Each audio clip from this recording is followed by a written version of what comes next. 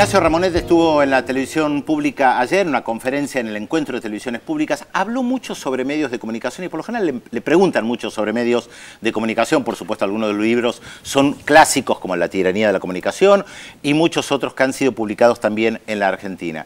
Pero Ignacio Ramonet se mueve mucho por América Latina y además de sus libros, opina sobre lo que sucede. Ha estado en varios procesos electorales en Ecuador y Venezuela. Nos pareció también interesante compartir otras reflexiones además del tema de los medios de comunicación, ¿verdad, Telma? Sí, ¿qué tal? ¿Cómo estás, Ignacio? ¿Qué tal? Bienvenido.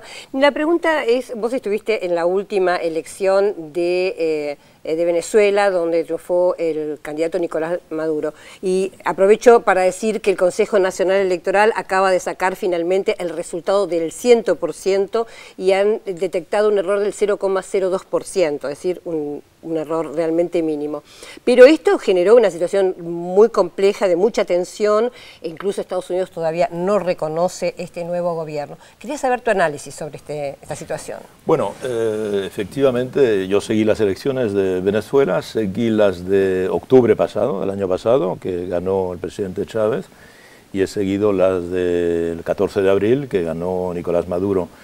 Evidentemente fue una sorpresa el resultado, el hecho de que Capriles hubiese obtenido un resultado superior a lo que estimaban las encuestas, pero que no sorprendió fue la actitud de la oposición, porque había muchos indicios que significaban que la oposición no tenía la intención de reconocer los resultados, y la campaña de Capriles iba en esa dirección.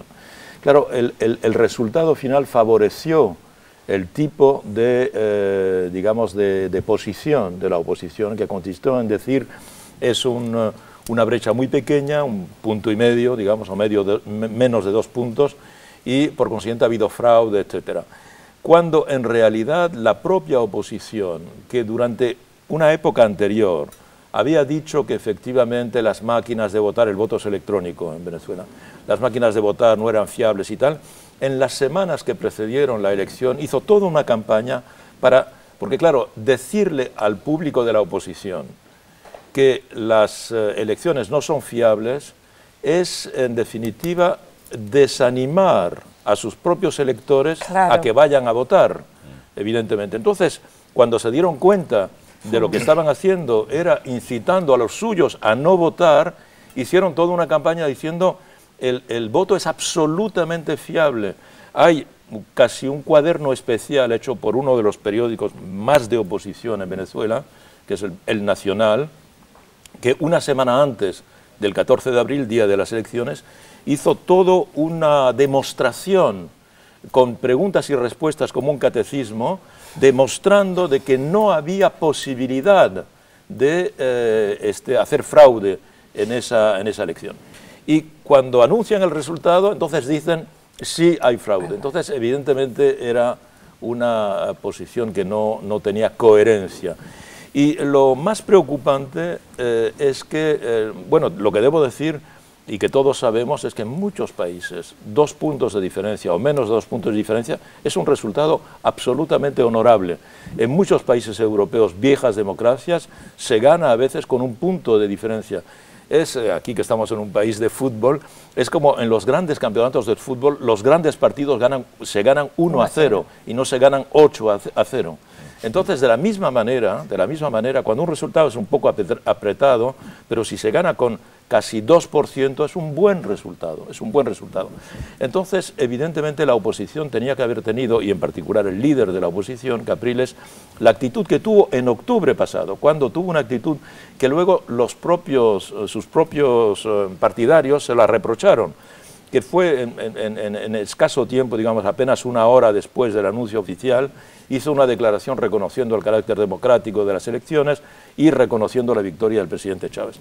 Entonces tenía que haber hecho lo mismo y hubiese sido además más interesante para él, para su propio porvenir. Pero al contrario, lanzó a sus partidarios a la calle. Sabemos que hubo toda clase de desvaríos, de alborotos, de ataques. Se atacaron las sedes de la televisión pública, se atacó Telesur.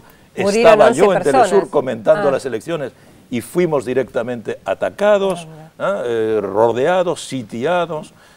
Y eso en las horas que siguieron el anuncio de las elecciones, atacaron sedes del partido, del PSUV, también dispensarios médicos, etcétera, y salieron con barricadas en algunos barrios, una actitud totalmente irresponsable para un dirigente político, y lo que es peor es que desde entonces están teniendo esta actitud, que es una actitud de tentativa de desestabilización del gobierno. La idea es hacerle muy difícil al presidente Maduro la gestión del país, y dificultarle la gestión del país. Los riesgos y desafíos que tiene Venezuela no están dados únicamente por la oposición. ¿Cómo ve este proceso de Venezuela sin Chávez? Y yo ampliaría el análisis o la pregunta a una América Latina sin Hugo Chávez. ¿Cómo se presenta Bueno, evidentemente la desaparición del presidente Chávez es una pérdida enorme, porque digamos, quizá los historiadores cuando vean este periodo con distancia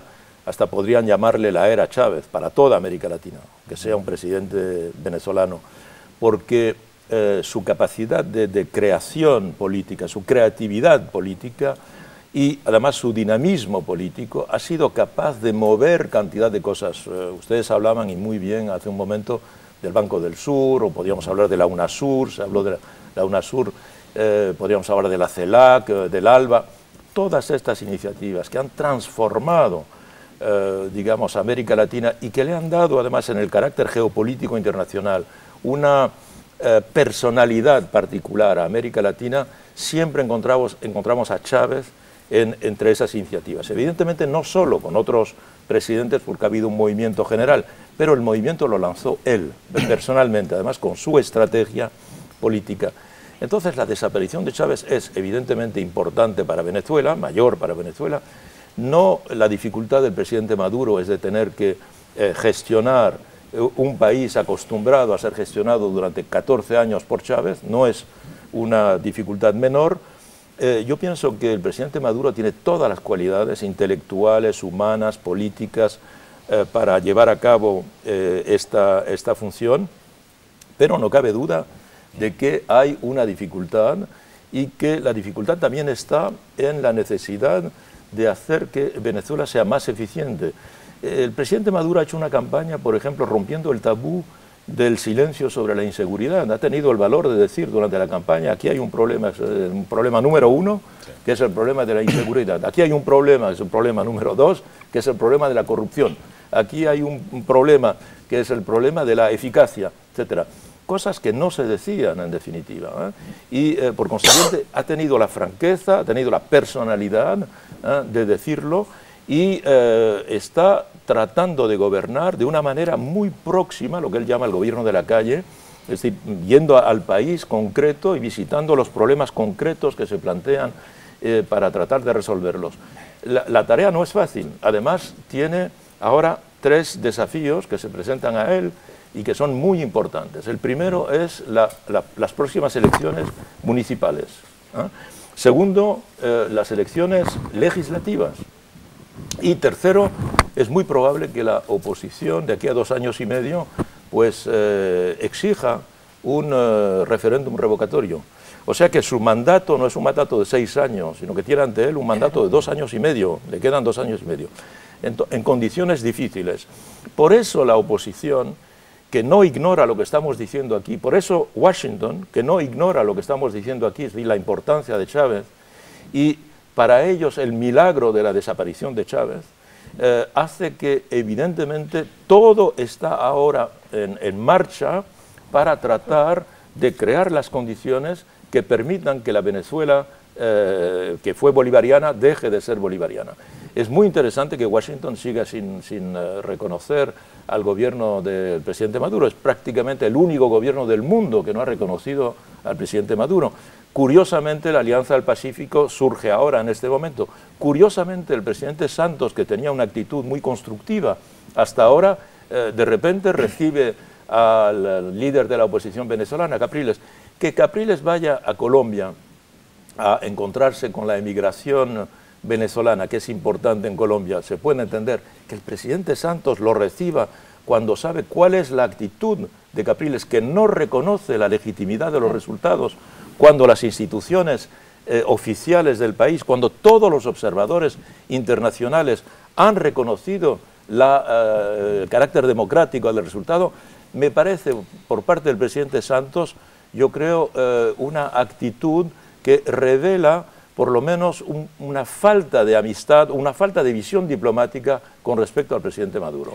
Ignacio, te quiero llevar a Europa, que además está muy ligada a América Latina, entre otras cosas por los medios de comunicación. En Europa está habiendo protestas muy fuertes que cuestionan, podemos decir en líneas generales, los planes de ajuste, el modelo neoliberal, que en América Latina fue muy cuestionado en la década del 90, que hoy se están planteando alternativas muy heterogéneas. Mi pregunta es, ¿cuánto saben los que protestan de lo que está pasando en América Latina, de estos cambios del Banco del Sur? ¿Y cuánto influyen los medios de comunicación europeos para que se sepa poco de lo que pasa en América Latina y den permanentemente una visión negativa de lo que sucede en América Latina? Perfecto, Pedro. En tu intervención está a la vez la pregunta y la respuesta, evidentemente. Bueno, no fue mi intención de todas maneras. Sí, pero está la respuesta y muy justamente, quiero decir. Es evidente que para cualquier observador de la vida internacional, lo que está pasando en Europa tiene mucho que ver con lo que pasó en América Latina al final de los años 90, principio de los años 2000, mucho que ver.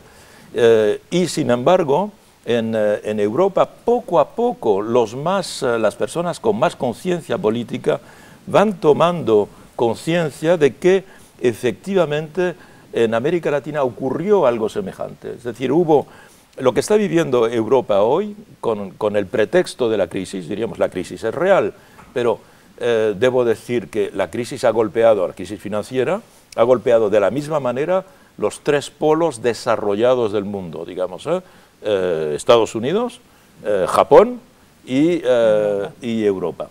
Y ni Estados Unidos ni Japón han seguido la vía europea. Japón está haciendo ahora una política ultra neokeynesiana, de inundación de liquidez de todo el sistema monetario y del sistema crediticio, y Estados Unidos lleva haciendo esa política prácticamente desde que empezó la crisis, desde el 2007-2008. Y Bernanke, el presidente, el director de la Reserva Federal, pues sigue llevando esa política precisamente de crédito, de costo del dinero muy reducido para permitir que haya crédito. En Europa no, porque está el Banco Central Europeo, del que decíais antes, y también con mucha precisión y justeza, que el Banco Central tiene un objetivo principal.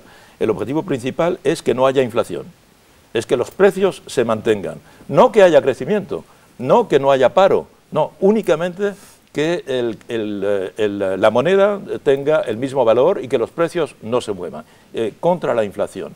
Es un banco que efectivamente no es un banco nacional, ni central siquiera. No es un banco central en la medida en que no emite moneda según el deseo de los gobiernos, puesto que es independiente de los gobiernos. Y por consiguiente es un banco en el que los gobiernos no tienen presión. Claro, la lógica del Banco Central Europeo es una lógica germánica, no solo porque está en Frankfurt, sino porque ha sido creado con el modelo de la Bundesbank y con esta idea de que el gobierno no debe intervenir, y esto hace que los estados, por ejemplo, europeos, cuando necesitan crédito, no pueden fabricar moneda como puede hacer Estados Unidos, Japón, el Reino Unido, Suiza, etcétera, o como hace Argentina, si quieren. No es soberano, tiene soberanía monetaria. Tiene que salir al mercado del dinero y comprar el dinero en función, evidentemente, del crédito que le puedan hacer, es decir, en función del riesgo país, que ustedes conocieron muy bien esa expresión en América Latina. Hoy todos los países europeos están expuestos a la cuestión del riesgo país, ¿verdad? Entonces es muy semejante a lo que ocurrió en Europa, pero a lo que ocurrió en América Latina, pero con un desastre social de dimensiones apocalípticas. Hay en la Unión Europea actualmente unos 26 millones de desempleados. En España hay 6 a 7 millones de desempleados. En muchos países europeos, Grecia, España, Portugal, 56, 57% de los menos de 30 años están en paro. Es decir, ¿Y hay reacción, hay organización de estos sectores para dar respuesta? Que uno por ahí no lo está viendo desde los medios, pero curiosamente, porque los mismos grupos financieros que todo el mundo reconoce que fueron los responsables de esta crisis, siguen al mando no solo de la economía, sino de la política, en definitiva. Yo quería completar esa pregunta con el tema de los indignados en España, por ejemplo, si esa organización que fue horizontal y que fue apolítica sigue siendo igual.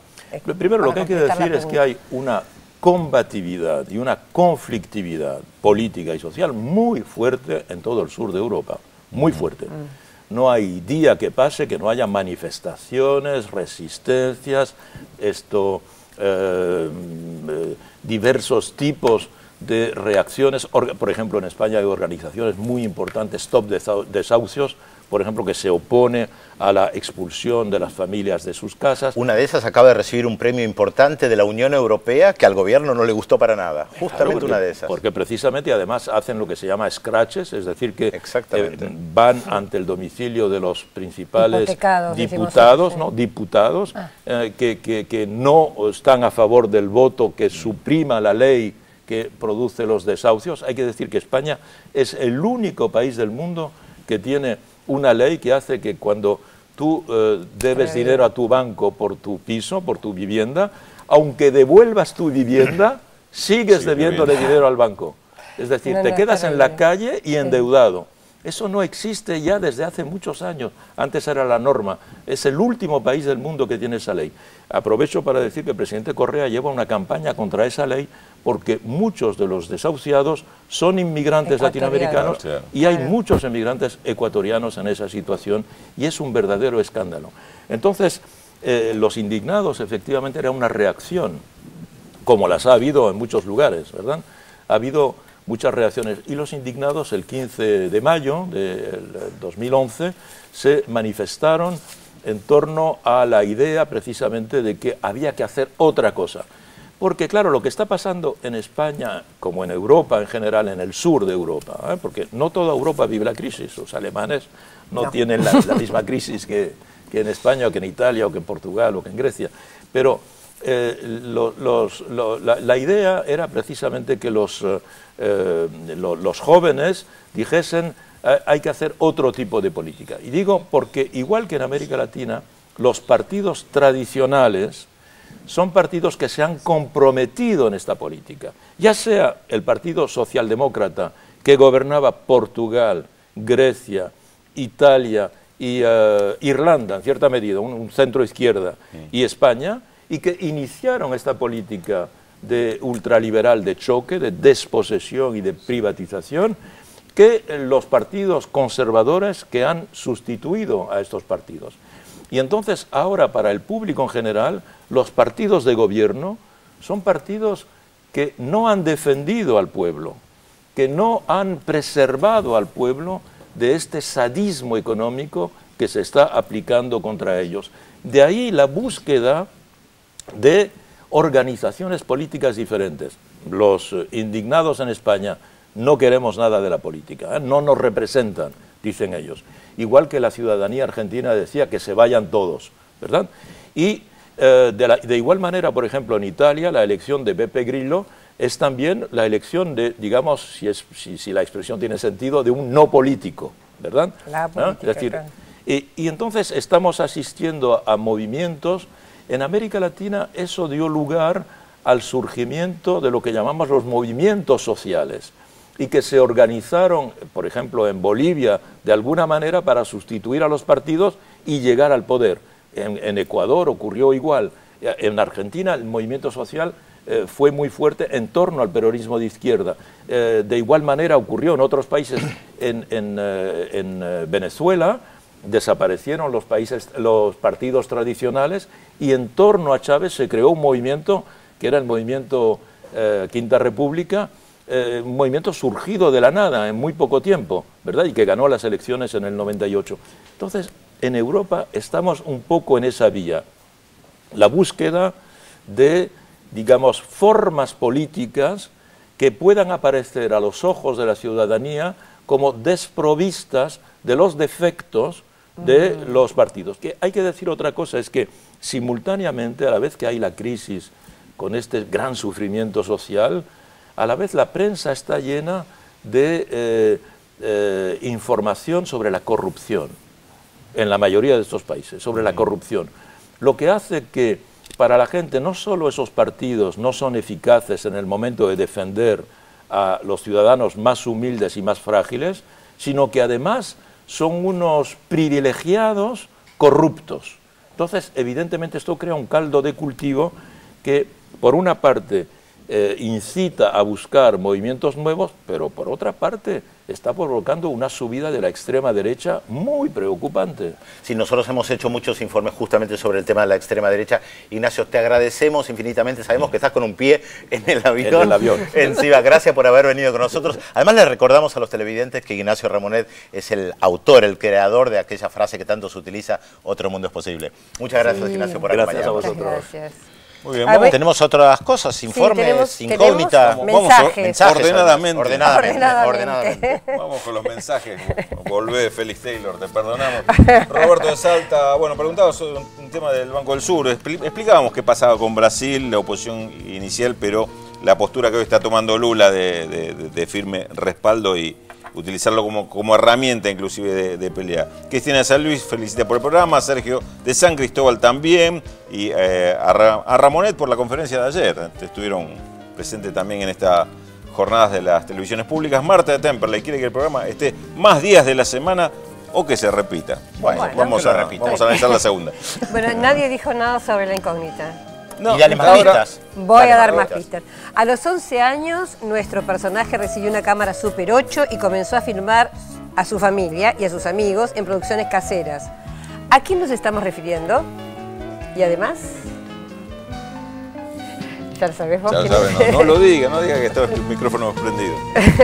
Bueno, entonces, ¿qué vendemos? Las protestas de Turquía. Hablamos de la protesta y represión en Turquía. Entonces, las tensiones étnicas, políticas y religiosas de su sociedad y las internas en el gobierno son el caldo de cultivo para los graves incidentes que soporta el país. Este y otros temas después de la pausa en Visión 7 Internacional.